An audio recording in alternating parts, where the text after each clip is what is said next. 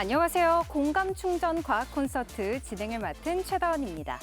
2022년 말 이 오픈 AI에 거대 언어 모델을 탑재한 챗 GPT가 출시되면서 인류는 일대 변혁을 맞이했습니다. 이 생성형 AI 시대가 열린 건데요. 이 생성형 AI는 데이터를 바탕으로 예측하거나 분류하는 딥러닝 수준을 넘어서 스스로 결과물을 생성하는 창작의 영역까지 침투했습니다. 2000년대 스마트폰, 2010년대 SNS의 발달이 그러했듯이 이 인공지능 AI는 이미 우리 사회 전반에 새로운 변화와 기회를 제공하는 구심점 역할을 하고 있는데요. 그만큼 우리 인류의 고민과 도전 역시 커지고 있는 거죠. 넥스트 AI 모델은 무엇일까? 나는 인공지능 시대에서 살아남을 수 있을까? 인공지능 시대, 우리는 과연 예상하지 못할 미래에 어떻게 대비해야 하는지 고민해보는 시간 가져보겠습니다. 공감 충전 과학 콘서트, 오늘 강연을 이끌어주실 분입니다. 뇌과학자 정재승 교수입니다.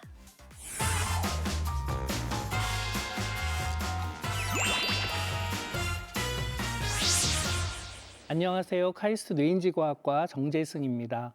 무엇보다도 이 프로그램의 제목이 공감 충전 과학 콘서트인데 그 과학 콘서트를 쓴 저자로서 굉장히 영광스럽게 생각하고 또 이런 프로그램을 만들어 주셔서 또 진심으로 감사드립니다. 우리 모두는 지금 인공지능의 위용을 경험하고 있죠. 인공지능의 시대라고 해도 과언이 아닌데요. 이런 상황에서 나는 어떻게 살아야 되나? 또 우리는 다음 세대를 어떻게 교육해야 되나? 우리 사회는 어떤 모습이 될 것인가? 뭐 이런 것들이 너무나 중요한 화두로 대두되고 있습니다. 다들 뭐 밥 먹으면서 그런 얘기 나눠 보셨을 거고요. 일을 하면서도 내가 지금 하고 있는 이 일을 언제까지 할 수 있을까? 인공지능이나 로봇이 더 잘하게 되지 않을까? 그런 날이 오면 나는 뭘 해야 되나? 뭐 이런 고민들을 하실 겁니다. 오늘은 인공지능 시대의 현 주소를 함께 좀 나누어 보고요. 그럼에도 불구하고 인공지능 시대가 갖고 있는 여러 어두운 그림자들이 있습니다. 그래서 그 어두운 그림자들을 생각해 보기도 하고요. 근데 결국은 우리가 그 인간 지성을 어떻게 활용해야 되느냐, 또 이 어두운 그림자, 인공지능이 만들어낸 그림자를 인간의 뇌를 통해서 어떻게 극복하고 새로운 돌파구를 찾을 것인가 하는 이야기를 오늘 여러분들께 1시간 동안 말씀드리겠습니다. 이야기를 2008년, 7년, 8년 무렵인 미국의 리만 브라더스 사태로 시작을 해보겠습니다. 기억을 더듬어 보자면 그 당시에 이 리만 브라더스가 파산을 하면서 미국 경제만이 아니라 세계 경제가 휘청거렸습니다. 경제적인 형편이 여유로운 프라임급에 있는 사람들이 아닌 그 밑에 있는 서브 프라임급에 있는 사람들에게 조금 더 높은 이자율을 매기고 그들에게 돈을 마구 빌려주었는데 그들 중에 이제 경기가 안 좋아지면서 파산을 하는 개인들이 등장하고 그것이 연쇄 파산으로 이어져서 서브 프라임급에 있는 사람들에게 많은 모기지를 주었던 리만 브라더스 같은 회사가 휘청거리게 됐습니다. 그래서 결국 파산을 하게 되었는데요. 그 당시 상황을 보면은 미국 경제가 불과 1, 2년 만에 완전히 고꾸라지는 일이 생겼죠. 근데 이때 미국은 이 문제를 어떻게 해결했냐면은 그냥 시장에 맡기고 이 자유시장이 자본주의의 건전한 방식으로 이 문제를 해결하도록 하지 않고 사실은 그 달러라는 기축통화를 갖고 있는 나라답게 이 정부가 그냥 달러를 마구 찍어내서 이 문제를 덮어버리는 방식으로 대차 대조표를 확장하는 방식으로 이 문제를 해결했습니다. 근데 실제로 현실은 어땠을까요? 리만 브라더스 사태가 생긴 바로 1, 2년, 그 두 해는 굉장히 어려웠지만 사실은 바로 극복을 하고 2010년대는 우리가 생각한 것보다는 훨씬 더 경제가 괜찮았습니다. 미국 경제도 좋았고요. 또 세계 경제도 세계 이 금융 위기를 아주 빠르게 잘 해결했다고 보여집니다. 여기에는 숱한 가설들이 있겠지만 그중에 가장 강력한 가설 중에 하나가 아이폰을 중심으로 한 스마트 디바이스의 등장입니다. 모든 사람들이 스마트 디바이스 거의 200만 원에 가까운 이 스마트 디바이스를 하나씩 그것도 2년마다 약정이 끝나면 교체하는 뭐 이어폰 같은 다양한 액세서리들을 구입하고 탭처럼 다른 주변 기기들도 구입하고 그래서 이 디바이스 시장이 굉장히 커졌고요. 이 안에 뭐 앱스토어라든가 구글 플레이라든가 그런 게 있어가지고 스타트업 아주 작은 스타트업도 자신의 제품과 서비스를 이 앱스토어 안에 올려놓고 모든 사람들이 그거를 사용할 수 있게 함으로써 그냥 스마트 디바이스만의 시장이 아니라 거대한 스마트폰 생태계가 만들어졌습니다. 그러면서 숱한 대기업만이 아닌 작은 기업, 중소기업, 스타트업들이 스케일업 하면서 거리와 상관없이 전 세계를 무대로 거대한 시장을, 경제 시장을 만들게 됐던 거죠. 그 이전에는 없었던 시장이 완전히 새롭게 만들어지게 된 겁니다. 이런 스마트폰을 중심으로 한 경제 생태계가 2010년대 세계 경제를 살렸다는 것이 많은 사람들의 가설입니다. 혁신은 이처럼 세계 경제를 구하기도 합니다. 사람들이 많이 사용하는 이른바 소비자 중심의 기술 혁신이 세계 경제를 살렸다는 경험을 우리가 갖게 되었던 거죠. 지금은 어떤가요? 사실 우선 우려는 장기적인 세계 경제의 침체가 우려됩니다. 지금 보시는 이 그래프는 MIT의 경영대학원이라고 하는 슬로운이라는 곳에서 학자들이 만든 그래프인데요. 2000년대 이후에 세계 경제는 굉장히 심각한 위기에 빠질 것이라는 예측을 보여주고 있습니다. 1990년대까지는 보시는 4개의 그래프가 한 궤적을 그립니다. 테크놀로지의 발전 덕분에 노동 생산성은 현저히 늘어났고요. 고용도 늘고 가계 수입도 늘고 그러면서 사람들은 경제적으로 여유가 생겼고 그걸 시장에서 물건을 사고 그러면서 다시 생산으로 이어지고 그래서 GDP가 성장하는 이 4개의 그래프가 선순환 구조를 보이는 일이 있었는데요. 2000년대가 들어가면서부터 이 4개의 그래프가 따로 노는 일이 벌어졌습니다. 과학기술의 발전 덕분에 노동 생산성은 현저히 더욱 가파르게 늘어났는데 이게 사람을 고용하지 않고 고용을 늘리지 않은 상태에서 벌어진 일이고요. 심지어 비정규직이 늘고 싱글족들이 늘어나고 양질의 직업들이 줄어들면서 가계 수입은 오히려 줄어든 형국입니다. 다시 말하면 인공지능을 통해서 테크놀로지를 통해서 생산량은 늘었는데 인공지능은 소비를 하진 않잖아요. 그러면 소비는 인간만이 하는데 이 소비를 해야 할 자본주의 사회에서 소비자 역할을 해야 할 인간들이 모두 가난해진 겁니다. 그러다 보니까 GDP가 정체가 되는 장기적인 경기 침체가 예상되는 상황이 되었습니다. 이거는 우리로 하여금 이제 완전히 새로운 돌파구가 없으면 이 장기적인 경기 침체는 한동안 계속 유지될 것 같고요. 쉽게 해결되지 않을 거라는 부정적 전망을 낳고 있습니다. 게다가 우리는 2020년 또 한 번의 엄청난 위기를 리만 브라더스 사태보다 훨씬 더 심각한 위기를 경험하게 되었습니다. 그게 바로 코로나19이죠. 세계 경제가 그냥 멈췄습니다. 그래가지고 우리 모두는 다 집에서 더 이상 경제 활동을 하기가 힘든 상황이 되었고요. 다행히도 우리 모두 인류는 이 문제를 현명하게 잘 극복하긴 했습니다만 여러 상처들을 남기게 되었습니다.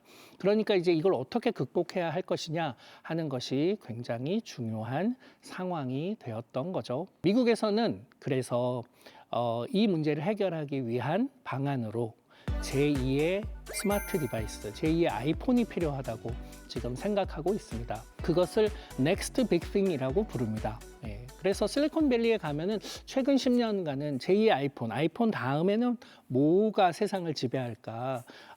그걸 우리 회사가 만들겠다. 뭐 이런 야심찬 이야기를 하기도 하죠. 그래서 모든 사람들의 관심사는 제2의 아이폰 다음에 무엇이 나올 거냐, 갤럭시 다음에 무엇이 나올 거냐, 스마트폰이 점령하고 있는 시장을 새롭게 무엇이 점령할 것인가에 관심을 두게 되었죠. CES라는 행사를 한 번쯤 들어보셨을 겁니다. 이름은 컨슈머 일렉트로닉스 쇼, 가전제품 박람회 쇼룸인데 실제로는 뭐 자율주행 자동차도 나오고요. 뭐 굉장히 큰 트랙터가 등장하기도 하고 드론 택시가 날아다니고 그러면서 최첨단 테크놀로지의 최전선을 사실 보여주는 행사라고 할 수 있습니다. 왜 20만 명이나 되는 사람들이 이 라스베가스에 1월 초에 모이게 되었는가? 이 행사의 가장 큰 주된 모토가 우리 쇼룸에서 제2의 아이폰을 찾으세요, 제2의 스마트폰을 찾으세요가 모토였기 때문에 그렇습니다. 사실은 기술 도구가 그 이전에서는 굉장히 사용하는, 우리가 뭔가를 하기 위해서 필요한 도구 수준이었는데, 이제는 이걸 가지고 세계 경제를 일으켜 세워야 하는 아주 주체적인 역할로 진화를 하게 되었고요. 그렇다면 CES가 보여주는 제2의 아이폰은 뭘까요? 되게 솔직한 고백이긴 합니다만 CES야말로 지금 현재 세계 경제가 얼마나 위태로운가를 보여주는 그런 현장이라고 느껴졌습니다. 지금 보시는 이 슬라이드가 지난 10년간 CES가 이게 제2의 아이폰, 스마트폰 다음에 이게 세상을 지배할 겁니다 라고 주장했던, 그들이 팔았던 약이라고 할 수 있습니다. 네. 숱한 단어들이 여기 지금 등장하는데요. 자세히 보시면은 우울합니다. 왜냐하면 어떠한 것도 제2의 아이폰이 되지 못하고 있다는 걸 보여주죠. 몇 가지 예를 좀 들어볼까요? 여기 스마트홈이라는 게 있죠. 스마트홈이 세상을 지배할 거라고 2014년부터 10년 넘게 지금 이야기를 하고 있는데, 여러분 가정은 스마트합니까? 네. TV 경쟁, 이게 사실 CES를 보는 아주 큰 즐거움이었죠. 올해는 어떤 TV가 얼마나 좋은 해상도로 우리에게 와우라는 비명을 불러일으킬 거냐 하는 게 CES를 관람하는 관전 포인트 중에 하나인데, 이제 더 이상 그런 시각적 경쟁은 무의미해졌습니다. 2018년, 19년 무렵에는 5G가 굉장히 필요하다고 들썩였습니다. 스마트 시티를 할 때 진짜 필요하다는 거죠. 스마트 시티는 테크놀로지, 특히 데이터와 인공지능이 도시를 잘 관리하는 데 사용되는 게 아니라 시민들의 행복을, 삶의 질을 늘리는 데 기여하는 도시를 스마트 시티라고 합니다.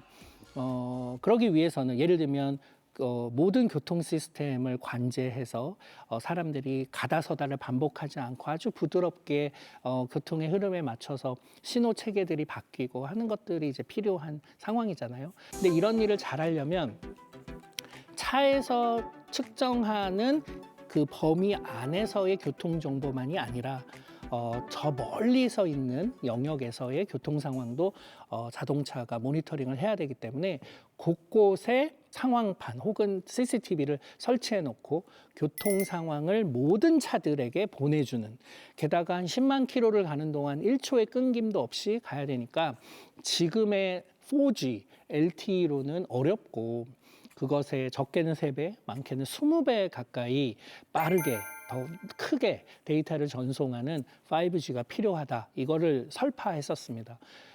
지금은 어떤 상황일까요? 안타깝게도 5G의 보급률은 50%가 채 되지 않습니다. 40% 전후였던 것 같고요. 대부분의 사람들 핸드폰 켜면 아직도 LTE가 주로 떠 있고 5G라고 써 있는 경우에도 5G 서비스를 제대로 받고 계시지 못합니다. 이유는 뭐냐? 5G 서비스가 별로 없습니다.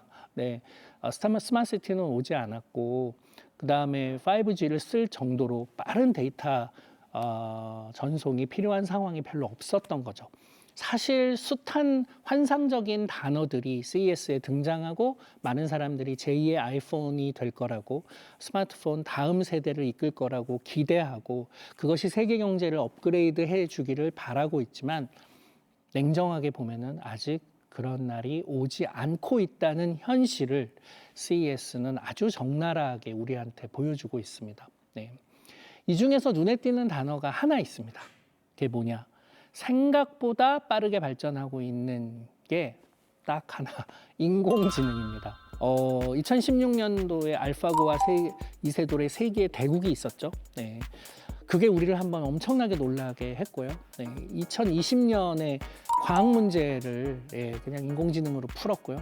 2023년, 4년 챗 GPT를 중심으로 한 대규모 언어 모델이 등장해서 와, 이제 이런 게 된다고 하는 경험을 온 전 세계 인류가 경험을 하게 되었습니다. 이게 굉장히 큰 변화이고요. 우리가 생각한 것보다 빠르게 발전하고 있는 거의 유일한 영역이라고 보여집니다. 개인적인 경험을 좀 이야기를 드리자면 2016년에 알파고와 이세돌의 세 개의 대국이 있었을 때 제가 그 대국의 해설을 했었습니다. 그러면서 이제 그 전날 그 파티장에서 뭐 구글을 만들었던 레리 페이지, 세르게이 브린, 뭐 에릭 슈미트 같은 알파고를 만든 데미스 하사비스, 딥마인드의 데이비 실버 이런 사람들이 이제 다 왔고요. 우리나라도 바둑의 명인들, 또 바둑협회 사람들도 또 다 오셨죠. 그리고 그때만 해도 분위기가 그냥 이세돌 명인 외국에서 손님도 왔는데 너무 밀어붙이지 말고 이렇게 좀 쉬엄쉬엄 져주면서 하세요 라고 얘기하는 분위기였습니다. 근데 이제 연속해서 이제 지게 됐고 그중에 하루 비는 날 이 알파고를 만든 데미스 하사비스를 카이스트에 초대를 하게 됐습니다. 그래서 카이스트에 와서 강연을 하면서 그동안 알파고가 어떻게 이걸 준비했는지 패를 깠죠. 근데 이제 되게 충격적이었는데 우선은 그들은 이미 이세돌을 이길 거라는 걸 알고 왔습니다. 자기네들끼리 3천만 번을 둬서 계속 이제 같은 버전끼리 2개 하고 하나가 이제 잘 두면 이 버전으로 또 2개 하고 이러면서 인간 구단, 명인 수준이 되었다는 걸 알고 그리고 사실은 도전한 거였기 때문에 사실은 뭐 오히려 이세돌이 한번 이긴 게 더 놀라울 정도의 상황이었던 거죠. 근데 제가 되게 잊을 수 없는 순간이라고 생각했던 게 그중에 어느 한 교수님이 데미스 하사비스한테 질문을 했습니다. 당신의 꿈은 뭐냐? 앞으로 어떤 세상을 만들고 싶냐? 그랬더니 이 사람이 이제 바둑은 평정한 것 같고 이런 얘기를 하는 거예요. 근데 이제 2-3번밖에 안 이겼는데 그래서 와 되게 재수가 없다 이런 생각을 했었는데 바둑은 평정한 것 같고 작년부터 내가 바이오에 어떤 문제가 있어가지고 되게 그 문제를 지금 풀려고 애쓰고 있는데 그걸 풀고 나면 나는 수학을 하는 인공지능을 만들고 싶다. 다시 말하면 지금까지 인간이 증명한 모든 정리, 수학적인 티어럼, 레마 이런 것들을 다 집어넣고 학습을 시켜서 우리가 증명하고 싶은 어떠한 정리를 집어넣으면 수학적 명제를 집어넣으면 그걸 증명해 주는 그런 인공지능을 만들고 싶다는 얘기를 2016년도에 했습니다. 근데 그 이후에 어떤 일이 벌어졌냐 하면 그 알파고 이세돌을 이긴 알파고를 알파고 리라고 하는데 그 알파고 리는 결국은 아무도 이길 수 없는 이세돌이 딱 한 번 이긴 인공지능이 됐고요. 그 이후에 알파고 제로라는 애가 나왔는데 걔는 자기네들끼리 3억 번을 뒀습니다. 그래서 아무도 어떠한 인간도 그걸 이기지 못했고요. 그래서 정말로 바둑을 평정했습니다. 그리고 이제 만지고 있었다는 그 바이오 문제가 뭐였냐 하면은 우리의 유전자가 사실은 단백질의 기본 요소인 아미노산의 1차원 배열을 코딩하고 있는 거였는데 걔가 우리 몸에서는 사실 1차원이 아니라 3차원의 단백질 복잡한 구조를 가지고 있거든요. 그러니까 DNA 시퀀스만으로 요거를 예측하는 일은 너무나 어려운 지난 뭐 거의 70년간 바이오 분야에서 가장 어려운 난제였는데 데미스 하사비스가 그 문제를 풀었습니다. 그래서 2024년 버전은 정확도가 거의 96.5% 사실상 이 문제를 풀었고요. 그리고 그 공로로 2024년 노벨 화학상을 받았습니다. 그러니까 다시 말하면 그냥 인공지능 되게 잘하는 바이오의 어떤 문제를 학부생 수준으로밖에 모르는 이 사람이 그냥 이 문제를 푼 겁니다. 그래서 그 분야의 최고의 성취, 과학적 성취를 이뤄낸 거죠. 그럼 이제 대학은 학생들을 어떻게 교육해야 되나 이런 고민이 근본적으로 들죠. MIT는 공교롭게도 그 다음 해부터 그냥 모든 학생이 입학하면 마치 일반 물리학 또 미적분학 및 해석기하학을 배우듯이 인공지능은 전공과 상관없이 다 배우는 과목으로 가르치고 있습니다. 그러니까 이제는 내가 컴퓨터 과학을 전공해서 인공지능을 할까 말까 이런 세상이 아니라 그냥 인공지능은 누구나 잘 사용해야 되는 그런 사회로 옮겨가고 있는 거죠. 이제 인공지능은 굉장히 빠르게 발전하고 있는데 다른 분야가 덜 발전하고 있으니까 인공지능을 다른 분야에 적용해서 이 다른 분야의 문제를 해결하는데 인공지능을 사용하자라는 모토를 가지게 됐습니다. 그것을 다이브 인이라고 부르는데요. 그래서 이제 흔히들 요즘도 우리나라도 보면은 지난 1, 2년 사이에 AIX라는 말을 굉장히 많이 하죠. AI로 다른 분야에 적용하여 그 분야의 문제를 해결하거나 새로운 서비스를 제공하는 이제 이런 연구들을 하는 것이 하나의 돌파구 방법이 아닐까 이런 생각을 하고 있는 거죠. 그만큼 우리 모두가 데이터의 양이 많아지면 많아질수록 더 위용을 떨치는 인공지능 시대에 다 같이 이제 모여 있다 이렇게 생각이 들고요. 이렇게 인공지능과 빅데이터의 시대가 될 거라고 전망했던 사람 중에 한 명이 레이 커즈와일입니다. 그 사람은 2005년도에 지금으로부터 40년 후, 그러니까 2045년에 인공지능은 인간의 지성을 앞설 거라는 주장을 했습니다. 지금 사실 생각해 보면은 그게 뭐 대단한 주장인가? 2045년까지 갈 필요도 없을 것 같은데 라고 생각하실 텐데 그 주장을 2005년도에 했다는 건 놀라운 일입니다. 상기시켜 드리자면 2005년도는 우리 모두가 애니콜을 쓰고 있었습니다.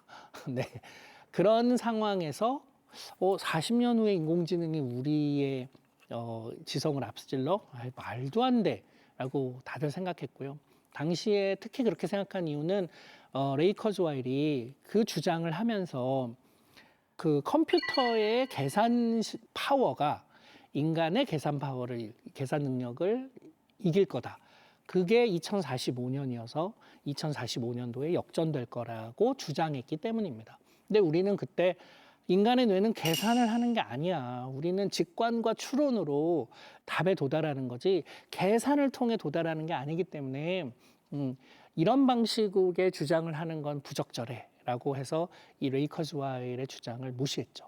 그런데 생각해 보면 체스는 계산 가능하지만 바둑은 계산 가능하지 않아서 바둑에선 절대 이길 수 없을 거라고 했으나 바둑 역시도 적절한 계산으로 결국은 인간을 이기게 됐고요. 지금 현재 대부분의 문제들을 컴퓨터는 막강한 계산 능력으로 CPU에서 GPU로 넘어간 바로 이 상황 때문에 이 모든 것들이 가능해졌습니다. 그리고 뇌과학은 최근 들어서는 인간의 뇌가 하는 일도 결국 계산 아닌가? 세포들은 지금 뭘 계산하고 있나? 우리가 지금 직관, 추론이라는 이름으로 생각하고 있는 대단한 정신적 작용, 인간 지성도 결국은 계산이 아닐까라고 생각하는 상황에 이르렀습니다. 지금까지는 제가 빅데이터 인공지능의 위용을 여러분들께 좀 설명을 드렸습니다. 그리고 인공지능이 아주 빠르게 발전을 하고 있어서 여기에 희망을 걸어야 되나 이제 이런 생각을 하실 텐데 사실은 오늘 저는 그런 말씀을 드리기보다는 오히려 빅데이터 인공지능의 어두운 그림자를 좀 강조하고 싶습니다. 우선 첫 번째로는 일단 인공지능 회사들이 특히 뭐 챗GPT를 만든 뭐 오픈 AI라든가 뭐 클로드라든가 구글에서도 제미나이 자체로만 보면은 엄청난 적자를 지금 경험하고 있죠.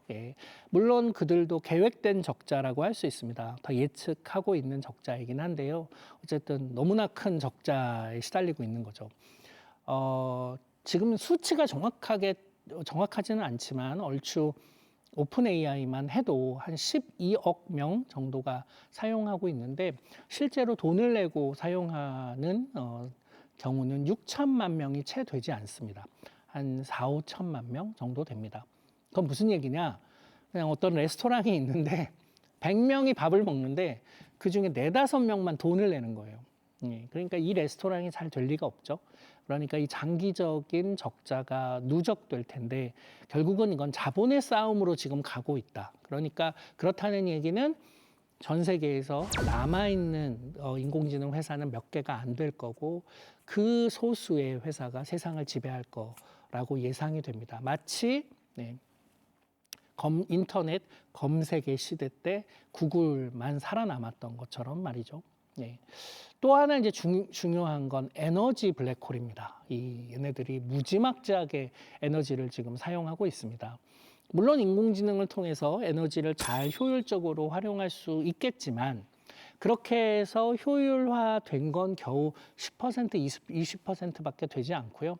실제로 데이터 센터는 매년 2배씩 늘어나기 때문에 에너지 효율을 우리가 에너지 사용을 감당할 수가 없습니다. 그래서 한동안은 괜찮아 보이겠지만 이 일이 반복되면 20년, 30년 후에는 세계가 아주 심각한 기후재난 또 에너지 고갈 문제에 시달릴 거라고 생각이 듭니다.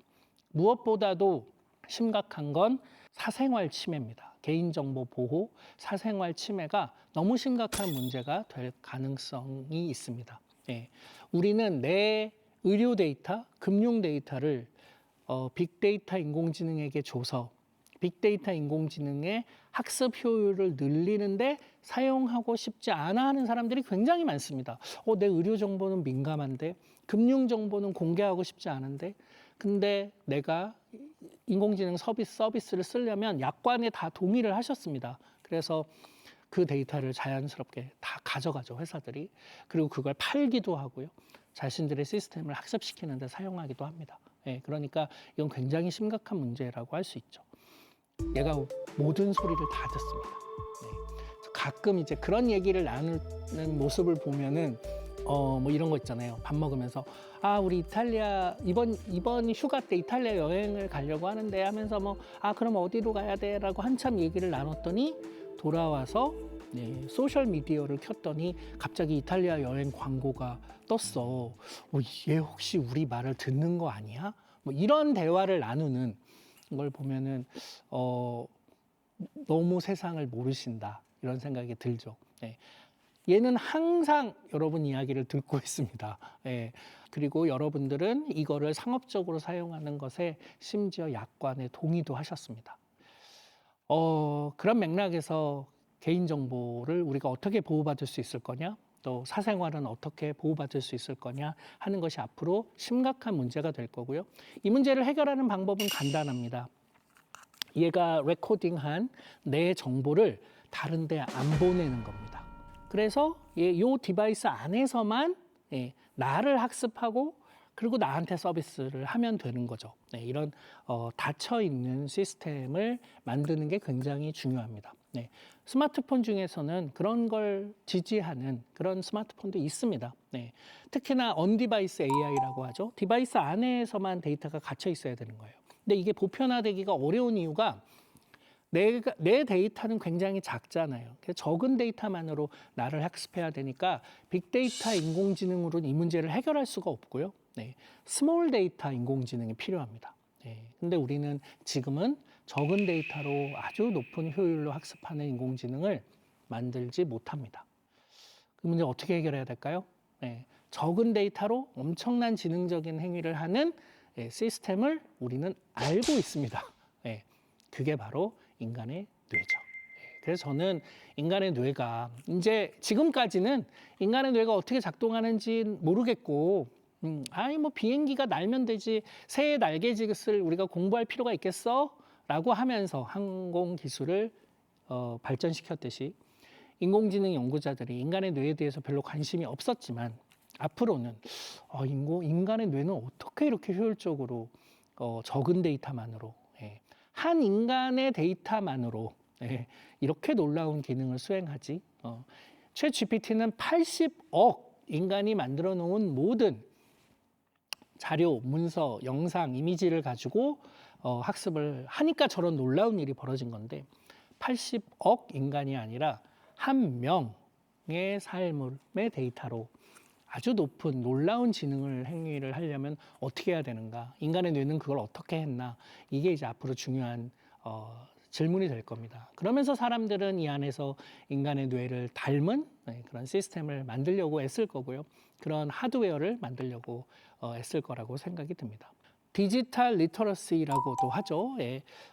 기술에 대한 이해가 부족한 또 그걸 어려워하는 계층, 세대 사람들이 있습니다. 예를 들면 너무 어린 아이들, 또 나이 드신 어르신들, 또 뭐 자폐 같은 질병을 앓고 있는 분들, 치매를 앓고 있는 어르신들, 뭐 이런 분들은 기술을 뭐 아니고 또 그런 분이 아니더라도 누구나 우리는 기계를 보면 겁나고 예, 어떻게 사용해야 될지 잘 모르고 그런데 아유 할머니 그렇게 쓰시면 안 되고요. 일단은 시작하기 전에 이름을 먼저 외치시고요. 이러면은 못 쓰는 거죠. 그런데 앞으로는 얘가 마치 인간처럼 내가 그냥 다른 옆에 있는 사람에게 말하듯이 내가 기대한 대로 행동하고 인간처럼 행동하는 이제 이런 이런 기계들, 인공지능들이 나와야 된다고 생각을 하고 있습니다. 그거를 이제 한때는 AGI라고 불렀습니다. 마치 인간처럼. 이런 인공지능이 등장하지 않을까? 뭐 이런 생각들을 기대를 하고 있는데 물론 일론 머스크라든가 샘 알트만, 오픈 AI를 만든 샘 알트만 같은 사람들은 AGI가 금방 올 거라고 주장하고 있지만 더 중요한 건 우리가 인간이 어떻게 이렇게 눈치 있고 맥락을 잘 이해하는 이 놀라운 AGI를 갖게 되었는지 그 신경 메커니즘을 모르는 상태에서 인터넷에 올라온 정보만으로 AGI를 구현할 것이냐라는 질문에 대해서는 저는 회의적입니다. 그걸 보여주는 최근에 되게 흥미로운 논문이 한 편 있었습니다. 이른바 세차장 문제를 푸는 인공지능이라는 건데요. 여러분도 한번 생각해 보세요. 차가 더러워서 세차를 해야 되는데 우리 집에서 세차장이 50m 떨어져 있어. 그러면 나는 거기를 차를 몰고 가야 될까 아니면 걸어가야 될까? 라는 걸 인공지능에게 물어보는 겁니다. 여러분은 이게 무슨 질문인가 싶으시죠? 근데 놀랍게도요. 53개 인공지능 모델들에게 이 질문을 했는데 무려 42개의 인공지능이 50m 정도면은 너의 건강을 위해서 걸어가는 게 좋을 것 같아 라는 대답을 했다는 겁니다. 거기에는 챗 GPT도 포함되어 있습니다. 몇 안 되는 인공지능만이 근데 네가 세차를 하려면 차가 필요하지 않겠어? 아무리 가까워도 차를 몰고 가야 돼 라는 당연한 대답을 한 인공지능은 10개 정도밖에 되지 않는다는 거죠. 왜 이런 일이 벌어질까요? 우리는 고민도 하지 않는 이런 질문들은 인공지능에게 왜 어려운 질문일까요? 왜냐하면 인터넷 어디를 뒤져도 이런 질문을 한 인간이 지금까지 없었기 때문입니다. 그러니까 인터넷으로 학습한 얘네들은 인터넷에 올라온 자료만으로는 이걸 상상하기 어려운 거죠. 세차장을 갈 때는 차를 들고 가야 되라는 건, 몰고 가야 되라는 건 너무 당연한 건데 그래서 우리가 언급조차 안 하고 있는 것들을 인공지능은 이해 못 하고 있는 거죠. 그래서 그런 면에서 보자면 저는 아직 인공지능이 좀 갈 길이 멀어 보인다. 그리고 우리가 지금 해야 될 문제는 되게 이성적이고 논리적이고 똑똑한 인공지능을 만드는 데에만 초점을 맞춰져 있는데 이제 앞으로는 인간처럼 이성적이고 인간처럼 논리적이고 인간에게 기대되는 것들을 보여주는 인공지능이 앞으로 우리 사회에 필요할 거라고 생각하고요. 그러면은 이제 빅데이터 인공지능 시대가 앞으로 계속 되겠지만 얘가 갖고 있는 문제를 해결하기 위해서는 우리가 인간의 뇌에서 어떤 혁신의 실마리를 얻어서 새로운 돌파구를 여기서 만들어야 되지 않나 이런 생각이 듭니다. 저는 인공지능 연구자들이 인간의 뇌를 이해하면 훨씬 더 많은 일을 할 수 있을 거라고 생각하고요. 이걸 위해서 뇌과학자들은 인공지능 연구자들도 이해할 수 있는 수준으로 뇌과학의 근본 원리를 수학적으로 잘 설명하고 그들이 인공지능 시스템에 적용할 수 있는 그런 기초를 제공해 줘야 된다고 생각합니다. 컴퓨터는요, 소프트웨어와 하드웨어로 나누어져 있죠. 그래서 두 개가 완전히 분리되어 있습니다. 제가 여러분 컴퓨터를 뜯어본다고 해서 여러분들이 어떤 문서를 작성했는지를 알 수 없습니다. 근데 놀랍게도 인간의 뇌는요, 제가 여러분 뇌를 촬영하잖아요. 그럼 여러분이 몇 살인지, 남녀 성별이 어떻게 되는지, 성격이 어떤지, 지능이 어떤지, 직업이 뭔지, 심지어 연주자예요? 그러면 음악가 연주자예요? 그러면 어떤 악기를 사용하는지 뇌만 촬영하면 알 수 있습니다. 그 정도로 뇌는 자신의 기능을 바꿔가면서 그 구조를 바꿔가면서 기능이 더해집니다. 그러니까 구조와 기능이 일체형이라고 할 수 있는 거죠. 소프트웨어와 하드웨어로 나눠져 있지 않습니다. 이건 왜 중요하냐 하면 마치 이런 겁니다. 신경세포들은요, 얘가 정보를 처리도 하고 저장도 합니다. 네. 근데 컴퓨터는 여기 메모리가 있고요. 여기 CPU가 있어가지고 계산은 얘가 하고 저장은 여기서 하고요. 여기서 불러와가지고 처리하고 다시 보내주고 막 이런 거 하는 겁니다. 그래서 GPU처럼 엄청나게 계산을 하는 애는 잠깐 머무는 곳에도 엄청나게 큰 메모리를 갖고 있어야 되잖아요. 그게 이제 여러분들이 잘 아시는 HBM의 메모리고 우리나라에서 삼성과 SK 하이닉스가 만들고 있어서 지금 엄청난 수익을 내고 있는 이제 요 메모리가 그런 건데 이렇게 계산 따로 잠시 저장 따로 길게 저장 따로 되게 비효율적으로 움직이고 있는 거예요. 근데 인간의 뇌는 요 정도 사이즈 한 1.4kg밖에 안 되는데 얘가 그 안에서 데이터를 처리도 하고 저장도 하고 아주 효율적으로 작동을 하고 있는 거죠. 그러니까 이걸 배우면 우리가 아주 슈퍼컴퓨터를 엄청나게 크게 만들 필요도 없이 1.4kg 우유 500ml 우유 한 3개 정도의 크기로 이런 놀라운 지능 행위를 할 수 있고요. 무엇보다도 여러분 뇌가 쓰는 에너지가요. 그냥 전구 2-3개 정도입니다. 헤어 드라이기가 쓰는 에너지의 30분의 1밖에 여러분들이 안 쓰시는데 여러분이 헤어 드라이기보다 엄청 똑똑하시잖아요. 이게 이렇게 적은 저전력의 에너지를 쓰고 어떻게 이렇게 놀라운 기능들을 하는지 이거를 AI가 배워야만 우리가 기후재난 시대를 극복할 수가 있습니다. 그래서 최근 들어서는 뇌를 닮은 인공지능을 하드웨어적으로도 만들고 소프트웨어적으로도 만들고 그런 노력들을 이제 하고 있고요. 그래서 이 뇌를 닮은 인공지능이 그러니까 인간의 뇌가 작동하는 작동 원리를 담기도 하고요. 하드웨어적으로 얘가 구조를 바꾸면서 어떻게 그런 기능들이 더해지는지 그런 노력들도 함께 하고 있는 거죠. 지금 로봇 기술은 혹은 그동안은 로봇 기술이 현실 사회에서 1가구 1로봇이 되기에는 많이 부족했습니다. 가격은 뭐 예를 들어서 저만한 휴머노이드 로봇이라고 하면은 가격이 막 5, 6억 정도 되고요. 뭐 카이스트에서 만든 휴보 로봇, 오준호 교수님이 만든 휴보 로봇 같은 거 한번 떠올려 보세요. 가격은 한 5, 6억 정도 되는데 얘가 할 수 있는 기능이 걷고요. 뛰고요.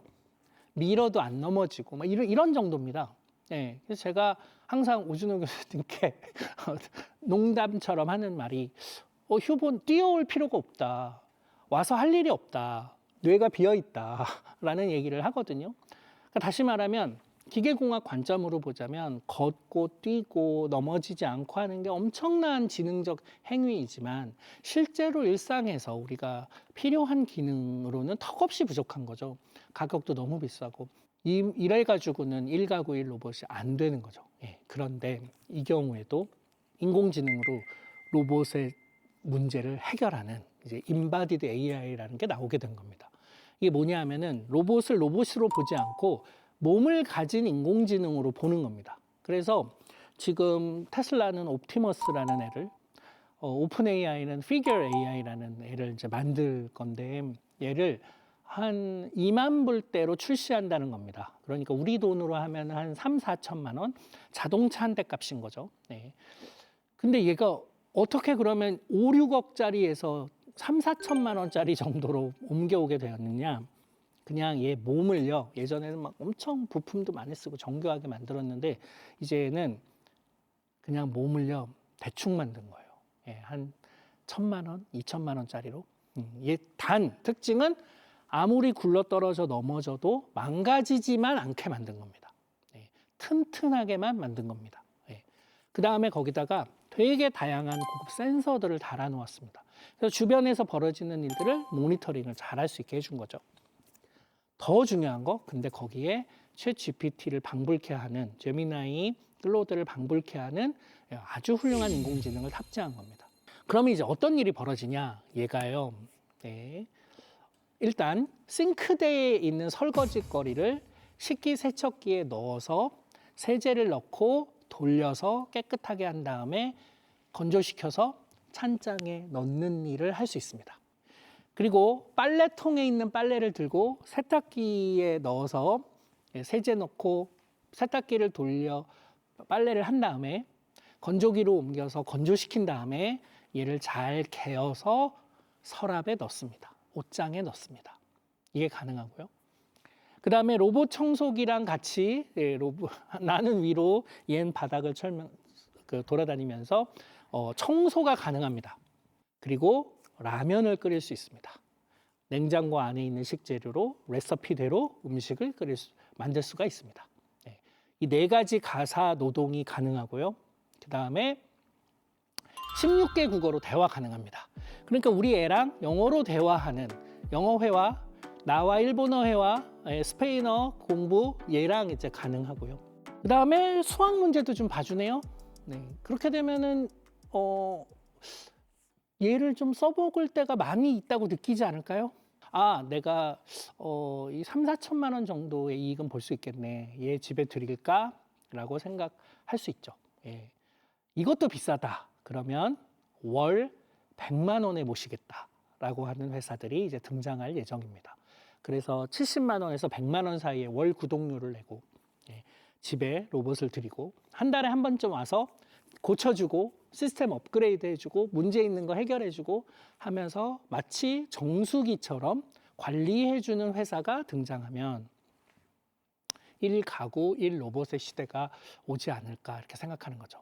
근데 제가 이제 이걸 강조하는 이유는 뭐냐면은 이게 이렇게 쓸만해지잖아요. 그리고 보편화되고 관리가 되고 이러면은 마치 앱스토어가 열렸듯이 아이폰 때문에 수많은 스타트업들이 그 안에 앱스토어를 만들어서 자기 회사 서비스를 그 안에 넣었듯이 저는 완전히 새로운 시장이 열릴 거라고 생각합니다.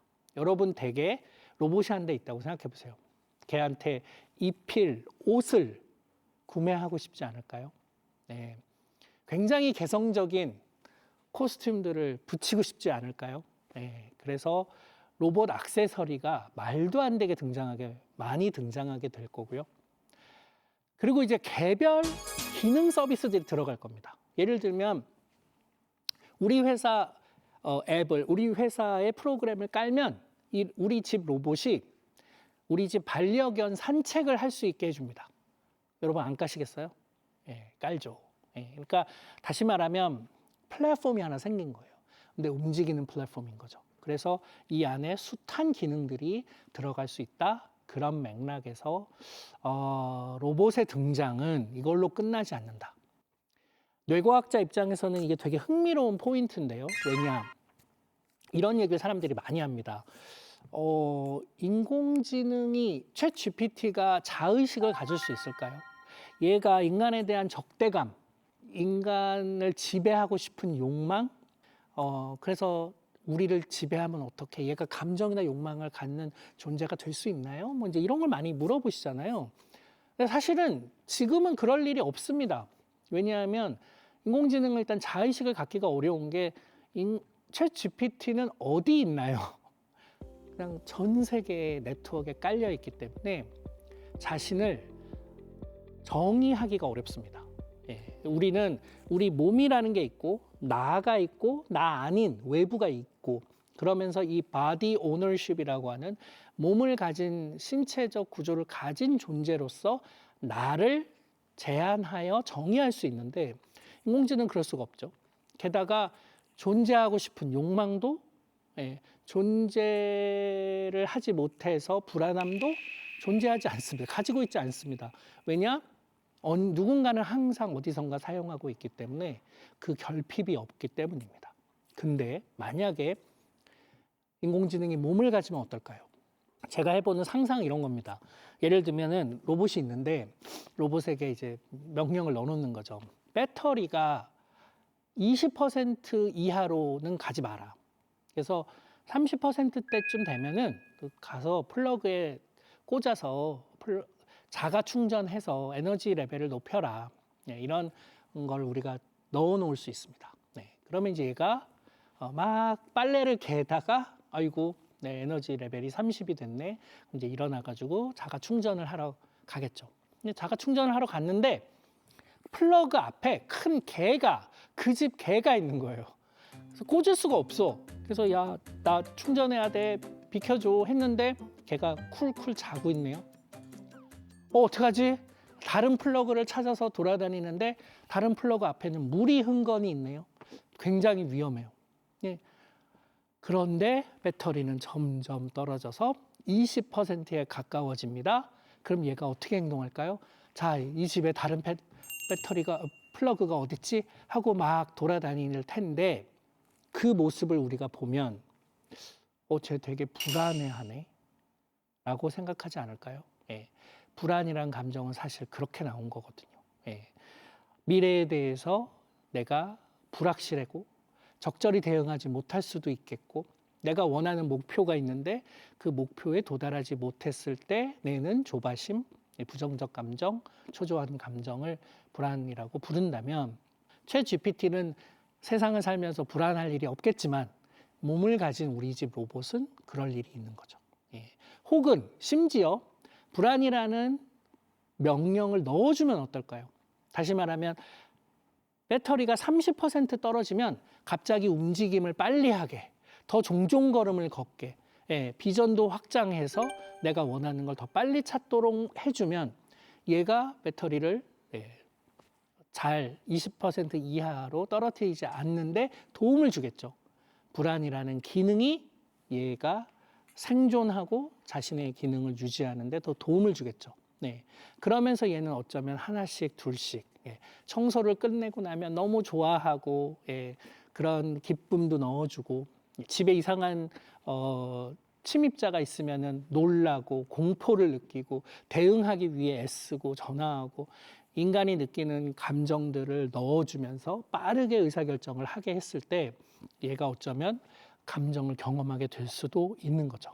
그래서 인공지능이 지금처럼 생명체가 아니라 몸을 갖고 있지 않기 때문에 뇌가 발달하기 어려웠지만 신체화된 인공지능은 완전히 새로운 개념으로 세상에 나아가지 않을까 이런 생각이 듭니다.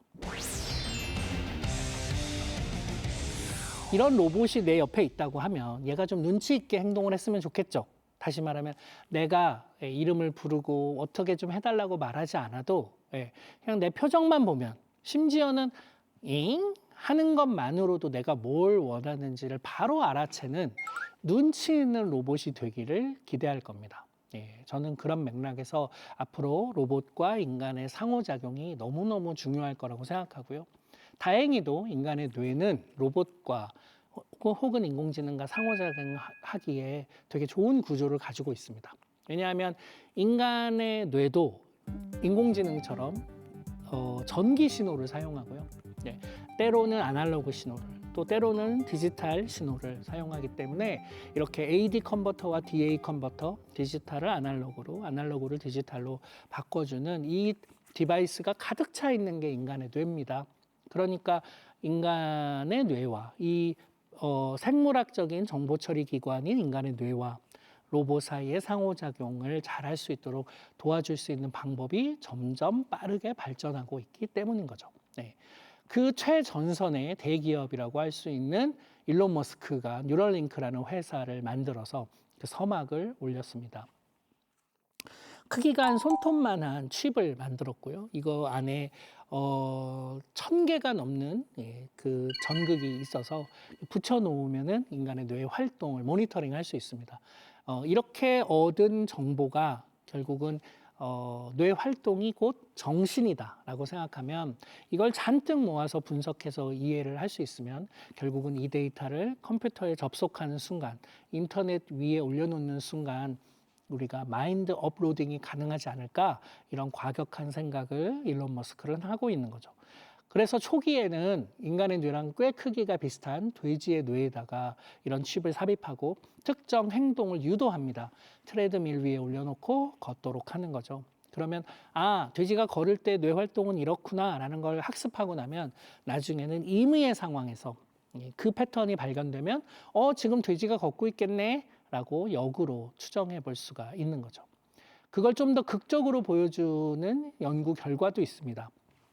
이 원숭이는 척수 손상을 입어서 오른쪽 다리를 마음대로 움직이지 못하는 원숭이인데요. 뇌는 멀쩡합니다. 그래서 이 뇌에다가 칩을 삽입해서 원숭이의 뇌 활동을 모니터링하고요.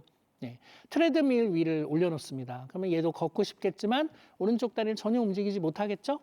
근데 척수를 거치지 않고 뇌가 오른쪽 다리를 컨트롤할 수 있도록 바로 무선으로 오른쪽 다리 끝에 무선 수신기를 달아 놓아서 뇌가 척수를 거치지 않고 오른쪽 다리와 연결하도록 해놓은 겁니다. 그래서 그 장치를 켜지 않을 때는 보시는 것처럼 전혀 움직이지 못하죠, 오른쪽 다리를. 근데 그 장치를 켜면 이렇게 걸을 수가 있는 겁니다. 네. 이게 된다는 얘기는 이제는 척수를 거치지 않고 뇌가 신체의 일부를 직접 컨트롤할 수 있을 만큼 우리가 뇌 활동만으로 이 사람의 이 원숭이의 의도, 생각, 판단, 의사결정을 읽어낼 수 있다는 뜻이죠. 네. 이런 연구를 왜 하는 걸까요? 원숭이랑 돼지를 위해서만 하는 걸까요? 당연히 사람에게 적용하기 위해서 하는 거고요. 2해 전에 성공했습니다. 네. 아주 오랫동안 휠체어 생활을 해온 그런 분을 일으켜 세워서 처음 걸을 때의 모습은 굉장히 어색하지만 몇 달 후 이렇게 지지대만 있으면 자연스럽게 걸을 수 있는 그런 상황이 된 거죠. 원리는 똑같습니다. 척수가 손상되었지만 그 척수로 내려가는 신호를 다른 곳에서 받아서 다리에게 보내주는 데 성공했기 때문입니다. 저희 연구실이 하는 일은 이런 거를 뇌에다가 칩을 삽입하지 않고 어떻게 하면 모자만 쓰면 두피에 흐르는 전류만으로 이런 게 가능할 수 있을까, 이거를 고민하고 있죠. 그래서 지금 보시는 거는 저희 연구실에서 했던 실험인데요.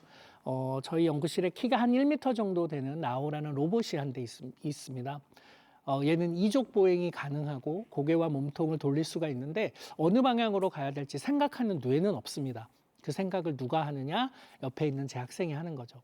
로봇 이마에 웹캠이 설치되어 있어서 로봇 앞에서 무슨 일이 벌어지는지를 제 학생이 볼 수 있습니다. 그래서 이제 이걸 보면서 나오야 왼쪽으로 가, 오른쪽으로 가, 앞으로 가, 멈춰, 뒤로 가를 말하지 않고 속으로만 생각합니다. 그러면 생각이 바뀔 때마다 뇌 패턴의 활동 패턴이 바뀌고요. 그걸 인공지능이 실시간으로 분석해서 지금 저 로봇에게 보내주고 있는 겁니다. 여러분들이 보시는 저 로봇의 움직임은 100% 전적으로 제 학생이 속으로 생각한 대로만 움직이는 건데, 이 실험을 100번을 하면 93번은 단 한 번도 벽에 몸을 스치지 않고 목적지까지 갑니다. 다시 말하면 말하지 않아도 내 마음을 헤아려주는 그런 로봇을 우리가 만들 수 있다는 거죠. 그 외에도 이렇게 생각만으로 움직이면 로봇을 마음대로 컨트롤할 수 있는 이런 기술들이 지금 과학자들의 연구 현장에서는 가능하다. 물론 이게 상용화가 되고 실용화가 되고 환자를 고치고 하는 데에는 앞으로도 꽤 많은 테스트의 시간이 필요하겠지만 뇌과학자들의 연구실에서는 어쨌든 이런 것이 가능하다는 걸 증명했기 때문에 앞으로 이 기술은 우리 사회에 새로운 돌파구를 만드는 데 기여할 거라고 생각합니다. 마지막 이야기를 하면서 마무리를 하겠습니다. 과학자들이 굉장히 주목하는 연구가 하나 있어요. 어떤 연구냐면은 제조사가 다른 두 인공지능을 한 팀으로 묶습니다. 직관적으로 생각해 보자면 그냥 구글 제미나이랑 오픈 AI의 챗 GPT를 한 팀으로 묶었다고 생각해 보세요. 그 다음에 2명의 전문가를 한 팀으로 묶습니다. 그 다음에 또 한 팀은 사람 1명과 챗 GPT를 한 팀으로 묶습니다. 이렇게 3팀이 있을 때 이 3팀에게 굉장히 다양한 과제를 주면서 문제를 풀라고 하는 거죠. 결과가 어떻게 나왔을까요? 쉬운 문제를 주면 3팀 모두 다 잘 풉니다. 특히 2대의 인공지능 팀은 엄청 빠르게 이 문제를 풉니다. 근데 문제가 어려우면 어려울수록 창의적인 능력을 요구하면 요구할수록 사람과 인공지능 팀이 압도적으로 잘합니다. 특히나 이들의 수행 능력은 인공지능의 능력에 의해서 결정되는 게 아니라 사람의 능력에 의해서 결정됩니다.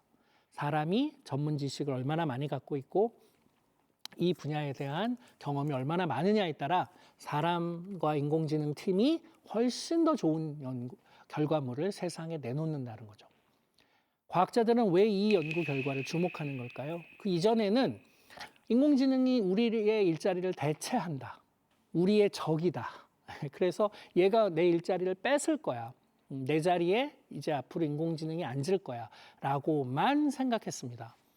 물론 그게 없다고 할 수는 없겠죠. 예전에 한 20명이 하던 일을 이제 앞으로는 5명이 하게 될 수도 있으니까요. 근데 이 연구 패러다임은 우리한테 어떤 얘기를 들려주는 거냐면 사람들이 앉아 있는데 그 사람들 옆에 인공지능을 앉혀주면 그래서 그 둘을 한 팀이라고 우리가 보면 이 사람이 그 이전에는 못했던 일을 하게 만들고 잘 못했던 일을 더 잘하게 만드는 이런 일이 가능할 수도 있고요. 그래서 그들의 업무 범위가 넓어지고 그 이전에 안 했던 일들을 하게 만드는 것이 가능하다. 다시 말하면 우리가 인공지능을 대체제로 생각하지 않고 파트너로 생각해 보는 건 어떨까라는 새로운 노동시장에 대한 패러다임을 제공하려는 거죠. 그러면 아마 교육도 바뀌어야 될 겁니다. 지금까지는 인간을 굉장히 인공지능처럼 가르쳤습니다. 교과서에 정제된 지식을 담고 그걸 머릿속에 집어넣게 하고 한 50분 동안 20문제를 실수 없이 풀게 하고 심지어 집어넣는 걸 선행이라는 이름으로 먼저 미리 집어넣고 그 점수로 인간을 한 줄 세우고 대학을 서열화하고 순서가 흩어뜨려지지 않게 짝짓기를 하는 것을 입시라는 이름의 교육의 정점으로 생각해 왔는데 이제 그 한 줄 세우기 맨 앞에 인공지능이 서 있는 겁니다. 인공지능이 제일 잘하는 게 그겁니다. 주어진 지식을 짧은 시간 안에 실수 없이 토해내는 일. 이제 뭐 할루시네이션은 점점 줄어들 예정이어서 그냥 수능 만점자가 내 옆에 앉아 있다. 카이스트 박사가 이제 내 옆에 앉아 있다 생각하시면 됩니다. 그러면 나는 뭘 해야 되나?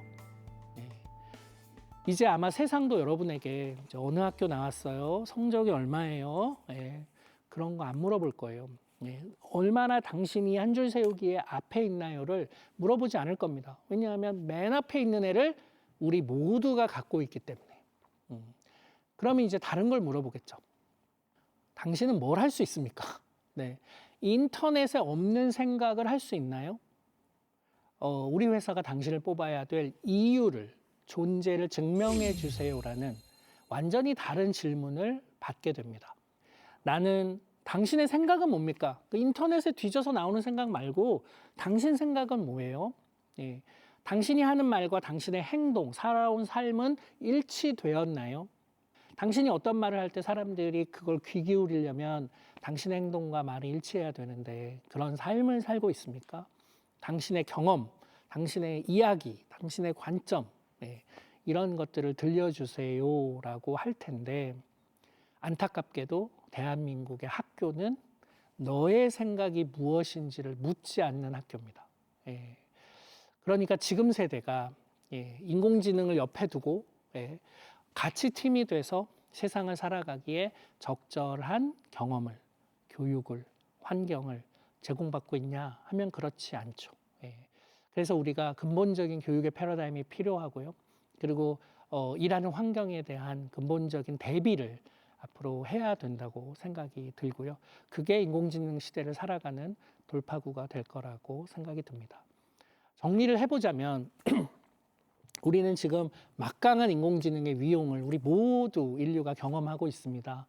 80억 인간이 올려놓은 데이터로 학습한 어마무시하게 빠르게 계산하는 인공지능이 우리 옆에 있을 거고요. 아마도 얘는 조만간 몸을 가질 수도 있고요. 그래서 우리 삶 안으로 훅 들어오게 될 텐데 이런 상황에서 우리는 어떻게 살아야 되느냐. 너무 중요한 화두죠. 그런데 얘가 만능은 아니라는 것. 에너지도 너무 많이 쓰고 있고 내 사생활을 너무 많이 알고 있고 그래서 우리는 좀 적은 에너지로 아주 개성적인 이야기로 아주 독특한 개인적인 사적인 경험을 가진 지능체로서 얘와 함께 파트너가 돼서 세상을 살아갈 수밖에 없는 운명에 우리 모두는 놓일 수가 있습니다. 그건 어쩌면 우리가 우리 뇌를 더 잘 사용할 수 있는 우리 뇌만이 갖는 빅데이터 인공지능을 갖지 못하는 우리 뇌만이 갖는 기능을 잘 활용하는 게 굉장히 중요하겠죠. 제가 뇌과학자여서 그런지 저는 여러분들이 이런 인공지능 시대를 살아가는 돌파구로 뇌과학을 주목해 주셨으면 좋겠습니다. 내 뇌에서는 무슨 일이 벌어지나? 저 사람은 왜 저렇게 행동하나? 이런 사람들이 모인 우리 사회는 왜 이렇게 돌아가나? 인간에 대한 이해를 바탕으로 때로는 그들을 공감하고 설득하고 갈등이 있을 때 타협하고 더 거대한 협력을 이끌어내고 인공지능을 할 수 없는 그런 능력들을 앞으로 인간에게 기대하고 또 요구받을 겁니다. 인공지능 시대에 너무 무시무시한 얘기 아니고 현명하게 잘 살아가는 이야기로 여러분들께 받아들여졌으면 좋겠습니다. 네, 감사합니다. 한 번도 경험해보지 못한 세상이 너무나 빠르게 다가오고 있고 앞으로도 인공지능 AI는 인류에게 가혹한 시험대가 될 겁니다. 하지만 모든 역사의 전환기가 그러했듯이 이 기술 혁신은 종의 만로가 아닌 새로운 종의 시작일 겁니다. 그런 의미에서 AI 시대, 과거의 영광을 붙잡고 버티는 것이 아니라 이 시대의 거센 흐름 속에서 어떻게 인간적인 오리지널리티를 유지하면서 기술 혁신과 결합해 나갈 것인지 고민하는 그 유연함이 필요할 텐데요. 그에 따라서 우리가 마주할 미래의 모습은 확연히 달라질 겁니다. 그럼 오늘 이 시간 여기서 마치겠습니다. 함께해 주신 여러분 감사합니다.